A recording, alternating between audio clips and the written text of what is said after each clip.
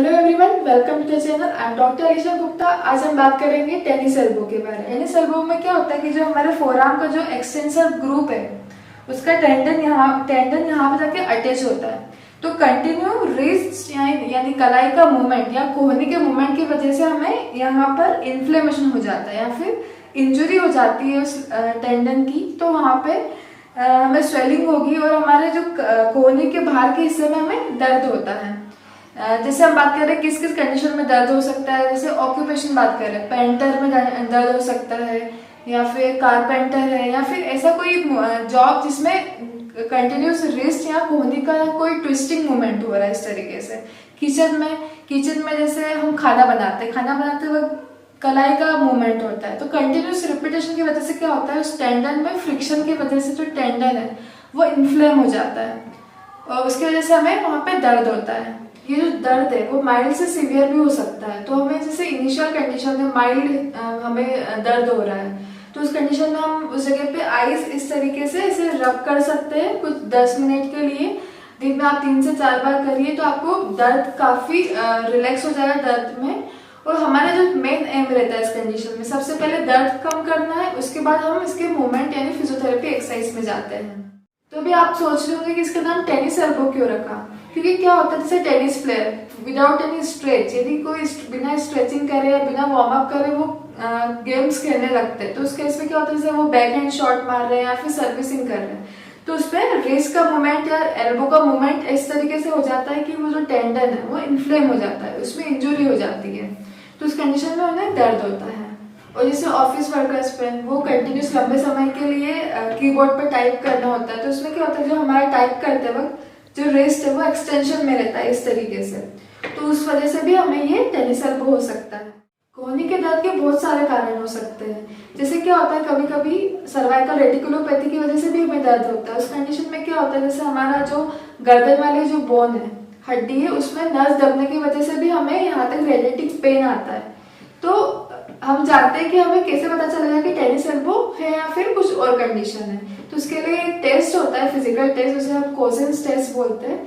उसमें क्या करना है, हमें इस तरीके से हाथ रखना है जो अफेक्टेड हाथ है या फिर जिस हाथ में हमें दर्द हो रहा है उस हाथ को सीधा रखना है, दूसरा हाथ यहाँ पर रखना है, दूसरे हाथ से नीचे की ओर हमें प्रेशर लगाना है, फिर बोले हम इसे रोकना है और दूसरा हाथ जो हमारा अफेक्टेड हैंड है उसे ऊपर की ओर धक्का देना है। और उस समय यदि हमें यहाँ पर दर्द होता है इसका मतलब जो हमारा टेस्ट है वो पॉजिटिव है, यानी कि हमें टेनिस एल्बो है। तो हम स्टार्ट करते हैं हमारी फिजियोथेरेपी एक्सरसाइज। जो पहली एक्सरसाइज है उसके लिए हम पहले नॉर्मल रेंज ऑफ मोशन यानी नॉर्मल मूवमेंट करेंगे इस तरीके से अप एंड डाउन 10 टाइम। उसके बाद हम करेंगे स्ट्रेच करने के लिए क्या करना है, इस तरीके से हाथ रखेंगे और उसे अपनी ओर धक्का देना है, फिर होल्ड करके रखना है फॉर 10 सेकेंड। 1 2 3 4 5 6 7 8 9 10 and relax. ये हो गया फर्स्ट स्ट्रेच। सेकेंड स्ट्रेच के लिए हमें हल्का सा इसे इस तरीके से रखना है। पहले हमने स्ट्रेट रखा था, उसके बाद जो सेकेंड टाइम है वो हल्की सी अंदर की ओर रखना है हमें और फिर से इसे पुश करना है। Hold for 10 second and relax. इस एक्सरसाइज के लिए हमें बॉटल चाहिए, एटलीस्ट 1 लीटर की बॉटल। क्योंकि अगर पेन ज्यादा है, हम 1 लीटर का नहीं कर पा रहे तो उसमें हमें ½ लीटर का लेना है।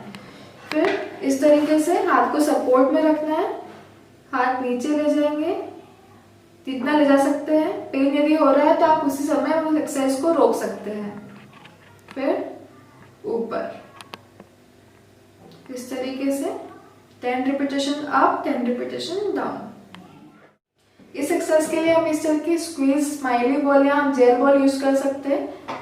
इस तरीके से मूवमेंट करना है, हाथ को इस तरीके से रखेंगे, इसका भी 10 रिपीटेशन करना है। और जैसे जैसे आप पेन बेयर कर पा रहे हैं आप रिपीटेशन बढ़ा सकते हैं। नेक्स्ट जो है उसे हम डीप ट्रांसफर फ्रिक्शन बोलते हैं। उसमें क्या होता है कि जो ये टेंडन है वहां पर आपको एक गुच्छे जैसा अडेशन फील होगा इस जगह पे। तो आपको क्या करना है, इस तरीके से हाथ रखना है, उसे लेफ्ट राइट मूव करना है हल्के से प्रेशर के साथ, इस तरीके से 5 मिनट के लिए मूव करना है। उसके बाद आप यहाँ पर आइस लगा सकते हैं फॉर 10 मिनट। नेक्स्ट एक्सरसाइज के लिए हमें इस तरीके से हाथ रखना है, यहाँ पर हम होल्ड करेंगे, उसके बाद इसे मूव करना है रेजिस्टेंस के साथ, इस तरीके से 10 रिपीटेशन। और कुछ बातों का ध्यान रखना है, जैसे रात में सोते समय मैक्सिमम क्या होता है कि हमारा कोहनी हम इस तरीके से रख के सोते हैं तो कोहनी मुड़ जाती है। उस कंडीशन में भी हमें दर्द होता है, तो हमें स्ट्रेट हाथ रख के या फिर नॉर्मल इस तरीके से हाथ रख के हम सो सकते हैं, कोहनी नहीं मोड़ना है।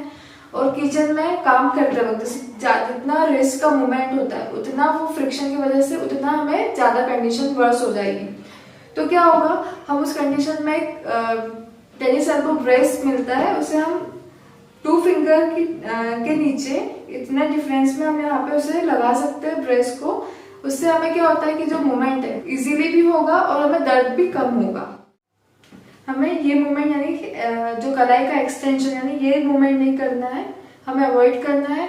नेक्स्ट जो है, जैसे कपड़े निचोड़ते टाइम हम इस तरीके का मूवमेंट करते हैं, उसकी वजह से भी क्या होता है कि जो हमारा टेंडन है वो ज्यादा फ्रिक्शन होता है, ज्यादा इन्फ्लेमेशन होने के चांसेस होते हैं। तो वो ये मूवमेंट प्लस ये मूवमेंट आपको अवॉइड करनी है। इस एक्सरसाइज के लिए हमें थेराबैंड यानी रेजिस्टेंट बैंड की जरूरत होगी।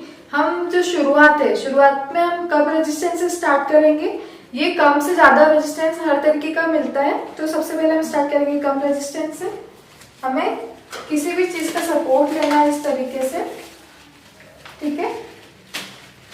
ये स्ट्रेट रहेगा, हमें भी स्ट्रेट खड़े रहना है।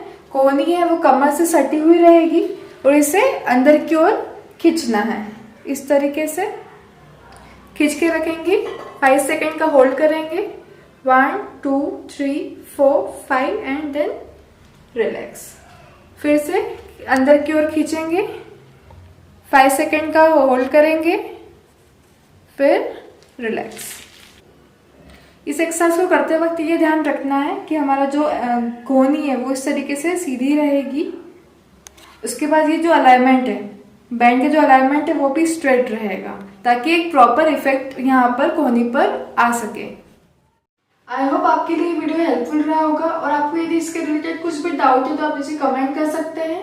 लाइक करिए इस वीडियो को, सब्सक्राइब करिए इस चैनल को, ताकि आगे और आपको फिजियोथेरेपी रिलेटेड वीडियोस मिलते रहें।